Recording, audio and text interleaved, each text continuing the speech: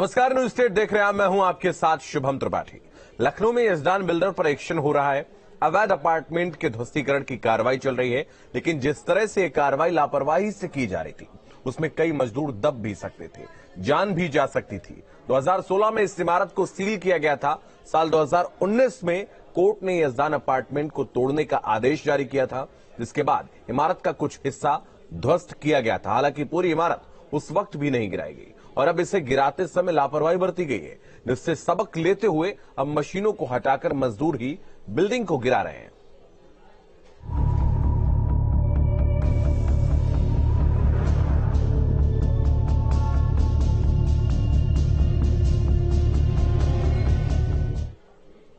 लखनऊ में यजदान बिल्डर के खिलाफ प्राधिकरण की टीम का एक्शन जारी है। आज मजदूरों की मदद से बिल्डिंग के ध्वस्तीकरण का काम किया जा रहा है। कल मशीनों से बिल्डिंग को ध्वस्त किया गया था, जिसमें लापरवाही के चलते हादसा हो गया था। ध्वस्तीकरण के दौरान बिल्डिंग का एक बड़ा हिस्सा सड़क पर गिर गया था, जिसमें कई गाड़ियां और मजदूर दब गए थे। आज प्राधिकरण की टीम मजदूरों की मदद से ध्वस्तीकरण की कार्रवाई कर रही है। तो आप अपने टेलीविजन स्क्रीन पर दो तस्वीरें देख रहे हैं।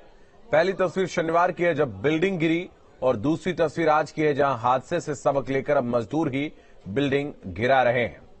तो आसपास के एरिया से जो लोग वहां पर रहते थे, उनको भी वहां से हटाया गया है, उस हिस्से को खाली करवाया गया है और अब मजदूरों के जरिए बिल्डिंग के ध्वस्तीकरण की कार्रवाई की जा रही है, ताकि कोई अप्रिय स्थिति ना बने। कल जो हादसा हुआ उसकी सीसीटीवी फुटेज भी हमने आपको दिखाई और उसमें साफ तौर पर देखा जा सकता है कि कैसे बिल्डिंग का एक बड़ा हिस्सा आकर सड़क पर गिरता है और वहां पर खड़ी सारी गाड़ियां क्षतिग्रस्त हो जाती हैं, उसमें मजदूर भी दब जाते हैं।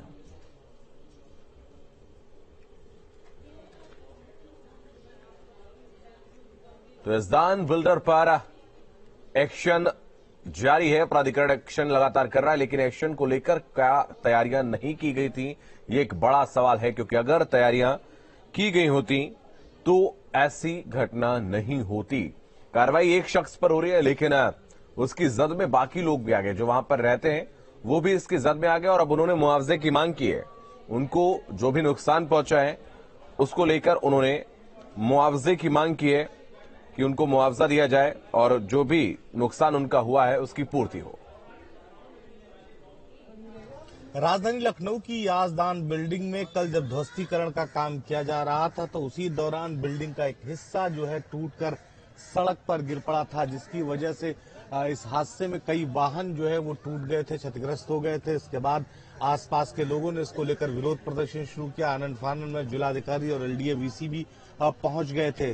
किस तरह से ये पूरा हिस्सा गिरा, इसको लेकर जो है वो जांच बैठा दी गई है। इंजीनियरों की एक टीम बनाई गई है जो इस पर जांच करेगी कि ध्वस्तीकरण के दौरान आखिर ये हादसा कैसे हुआ, जबकि जो जिस वेंडर को ये काम मिला था ध्वस्तीकरण का, उसे पहले इस बात के निर्देश दिए गए थे किसी भी स्थिति में जो बाउंड्री वॉल बनाई गई है उसके बाहर जो है वो मलबा न गिरे। लिहाजा कल की अगर हम बात करें तो कल से आज बहुत बदलाव यहाँ देखने को मिल रहा है। बाकायदे बैरिकेटिंग कर दी गई है, डेंजरस के सिंबल लगाए गए हैं कि कोई भी आदमी यहाँ पर इस पूरे इलाके में घुसे ना, या इस इलाके में कोई भी आए ना जब काम चल रहा हो। ये देखिए पूरी सड़क हम आपको दिखाने की कोशिश करेंगे। पूरी सड़क को खाली कराया गया है, बाकायदे बैरिकेड कर दिया गया है हर तरफ से। इस इमारत के आसपास का जो भी एरिया आसपास का एरिया है, तो एक कोशिश की जा रही है कि अब जब बिल्डिंग के ध्वस्तीकरण का काम शुरू हो तो उस दौरान इस पूरे इलाके में कोई भी व्यक्ति न हो, ताकि इसके ध्वस्तीकरण का काम किया जा सके। कल की अगर हम बात करें तो कल बाकायदे बड़ी मशीनें लगाई गई थी जिनके माध्यम से ध्वस्तीकरण किया जा रहा था, लेकिन आज इसे मैनुअली जो है वो तोड़ा जाएगा ताकि किसी भी स्थिति में कोई दुर्घटना ना हो, बिल्डिंग का कोई स्ट्रक्चर सड़क पर न जाए, इस तरह की जनहानि ना हो। हालांकि ये जरूर है कि आसपास के लोगों ने इस बात की नाराजगी व्यक्त की थी कि उनके घरों को जो नुकसान हुआ है उसका उन्हें मुआवजा मिलना चाहिए, जिसको लेकर लखनऊ विकास प्राधिकरण आज इन आसपास के घरों में सर्वे भी करेगा। लखनऊ से वीडियो सफल हसन के साथ निखिल शर्मा, न्यूज स्टेट उत्तर प्रदेश।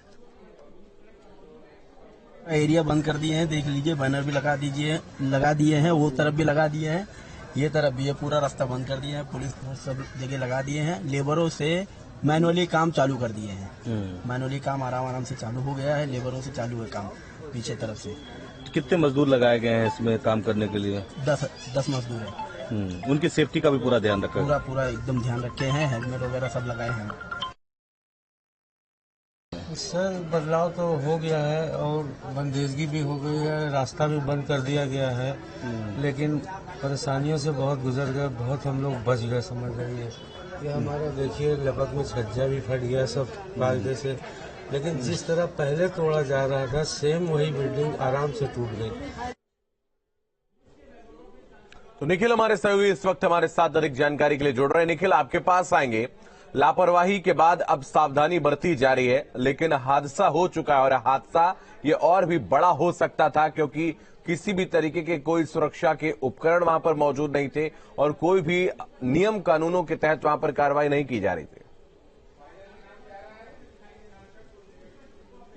देखिए, नियमों की अनदेखी शुरुआत से की गई, शायद यही वजह है कि इतनी बड़ी इमारत बनकर खड़ी हो गई और उसे अब जब जमींदोज किया जाना शुरू हुआ तो उस दौरान भी एक हादसा हो गया। इस हादसे में जो मलबा था इस पूरी बिल्डिंग का वो सड़क पर आ गया था, लिहाजा जिसकी वजह से कई वाहन जो है क्षतिग्रस्त हो गए थे। जिसके बाद कल लखनऊ विकास प्राधिकरण की टीम यहाँ पर पहुंची थी, जिलाधिकारी पहुंचे थे। उन्होंने इस बात की जानकारी दी कि इस पूरी जो हादसा हुआ है इसके लिए एक इंजीनियरों की टीम बनाई गई है जो इस बात की जांच करेगी कि आखिर ये मलबा जो है बिल्डिंग का वो कैसे टूटकर रोड पर पहुंच गया। 7 फ्लोर की इमारत थी, लिहाजा जो उसका पहला ब्लॉक था उसे तोड़ने के बाद जब दूसरे ब्लॉक की तरफ मशीन बढ़ रही थी उसे तोड़ने की कोशिश कर रही थी। इसी दौरान ये पूरा हादसा हुआ और जो सड़क के उस पार जो मकान है वहां तक इसका मलबा पहुंच गया। तो ये जो सबसे महत्वपूर्ण बात थी कि आखिर मलबा कैसे बाहर निकला, इसको लेकर जांच होगी। उसके साथ ही जिनके वाहन क्षतिग्रस्त हुए हैं उनका बाकायदे सर्वे कराया जा रहा है। सर्वे कराए जाने के बाद उन्हें मुआवजा भी दिया जाएगा, लेकिन ये मुआवजा कौन देगा, कैसे इसका भुगतान होगा, ऐसे तमाम सवाल है और यही वजह है कि आसपास के लोगों में इसको लेकर काफी नाराजगी है। हम बात करें जिस बिल्डिंग को जहां गिराया जा रहा है उसके आसपास का जो रोड है उसे बंद कर दिया गया है। बाकायदे हर जगह इस बात के सिंबल लगा दिए गए हैं कि आप यहां से आमतौर पर गुजर नहीं सकते, इस रास्ते को बंद किया गया है क्योंकि यहां पर ध्वस्तीकरण का काम चल रहा है। कल ये जो मशीन बड़ी यहां आपको दिखाई पड़ रही होगी जेसीबी मशीन, वो जो है काम में लगी हुई थी, वो उस बिल्डिंग को गिरा रही थी और उस दौरान जो है यह हादसा हुआ। आज इस पूरे काम को मैनुअली कराया जा रहा है। लगभग 10 से 15 जो मजदूर हैं वो इसको जो है बिल्डिंग को ध्वस्त करने में लगे हुए हैं। इमारत की छत पे वो हैमर के माध्यम से धीरे धीरे इस स्ट्रक्चर को तोड़ रहे हैं, लेकिन बहुत टफ होगा, इतना आसान नहीं होगा इस स्ट्रक्चर को तोड़ पाना, क्योंकि बड़ी इमारत है और मैनुअली से तोड़ना इतना आसान नहीं होगा। हालांकि जो रेलडीए ने रणनीति बनाई है वो बनाई है कि ऊपर के 3 जो फ्लोर हैं उनके स्ट्रक्चर को ऊपर की तरफ से तोड़ा जाएगा, उसके बाद नीचे के स्ट्रक्चर को दोबारा मशीन के माध्यम से तोड़ा जाएगा। सबसे महत्वपूर्ण बात यह कि इसमें मलबा बहुत इकट्ठा हो गया है। इस मलबे को खाली कराने के लिए मशीन का इस्तेमाल किया जाना है, लेकिन जब तक बगल की इमारत के काफी ऊपर के हिस्से को तोड़ा नहीं जा सकता तब तक इस मलबे को हटाना भी बहुत मुश्किल है। कहीं ऐसा ना हो कि जो स्ट्रक्चर खड़ा है ये दोबारा सड़क की तरफ इसी तरह से गिर जाए। तो बड़ी संख्या में यहाँ पुलिसकर्मी भी लगाए गए हैं, लखनऊ विकास प्राधिकरण के भी लोग यहाँ पर मौजूद हैं जो निगरानी कर रहे हैं। इसके साथ ही जो कंपनी जिसको ये काम मिला है वो भी इस बात की निगरानी कर रही है कि इस स्ट्रक्चर को तोड़ने में आप दोबारा किसी तरह की कोई समस्या न खड़ी हो, किसी तरह की कोई बाधा ना हो और जो स्ट्रक्चर है उसको बहुत धीरे धीरे आसानी से तोड़ा जाए। तो आसपास की रोड को बंद कर दिया गया, मशीन भी बिल्कुल शांत खड़ी है, मैनुअली इस बिल्डिंग को तोड़ा जा रहा है। 10 से अधिक मजदूर जो है ऊपर बिल्डिंग के मौजूद हैं जो इस स्ट्रक्चर को तोड़ रहे हैं। क्योंकि बड़ी बिल्डिंग थी, इसमें लगभग 7 मंजिला इमारत थी और इसमें कई फ्लैट्स थे, तो लिहाजा इसको जो है 4 पार्ट में इस पूरी इमारत को बांटा गया था और पहला जो हिस्सा था उसे तोड़ दिया गया था। दूसरे हिस्से को तोड़ते वक्त जो है ये हादसा पूरा हुआ है। तो लगातार इस बात को लेकर सवाल खड़े हो रहे थे। तो पहली बात, लखनऊ विकास प्राधिकरण ने इतनी बड़ी इमारत बंद कैसे जाने दी, जब नजूल की जमीन थी, नक्शा भी पास नहीं था, तो ऐसे में इतनी बड़ी इमारत कैसे खड़ी हो गई। तो निश्चित तौर पर एक बड़ा भ्रष्टाचार हुआ और वही वजह है कि ये इतनी बड़ी इमारत नजूल की जमीन पर खड़ी हो गई और लोगों ने इसमें अपनी गाड़ी कमाई लगा दी। लोगों ने यहाँ फ्लैट खरीद लिए, कई लोग ऐसे थे जो यहाँ रहने भी लगे थे। तो जब ये मामला कोर्ट में पहुंचा तो न्यायालय ने पहले तो कुछ दिनों पे जो लोगों ने यहाँ फ्लैट खरीदे उनके पक्ष को सुना, लेकिन बाद में ये तय किया कि चूंकि पूरी तरीके से इमारत को अवैध तरीके से बनाया गया है, लिहाजा इस पूरी इमारत को ध्वस्त ही करना होगा। जिसके बाद लखनऊ विकास प्राधिकरण ने इसके ध्वस्तीकरण की कार्रवाई शुरू कर दी और उसके बाद कल जब ध्वस्तीकरण हो रहा था तो उसी दौरान यह हादसा हो गया। जी बिल्कुल, बहुत धन्यवाद निखिल, आपका हमारे साथ जुड़ने के लिए, तमाम जानकारी के लिए बहुत शुक्रिया। तो हादसे का ये दिन रहा है और आसपास के जो लोग हैं वो भी इसकी जद में आ गए, क्योंकि जो झुग्गी झोपड़ी वहां पर मौजूद थी उनके ऊपर ये मलबा गिरा है और अब प्रशासन कहीं ना कहीं सावधानी बरतने की बात कह रहा है और सावधानी बरती भी जा रही है। आसपास का जो इलाका है उससे लोगों को दूर किया गया है और जो मैनुअली अब जो मलबा है वो हटाया जा रहा है, तोड़ा जा रहा है।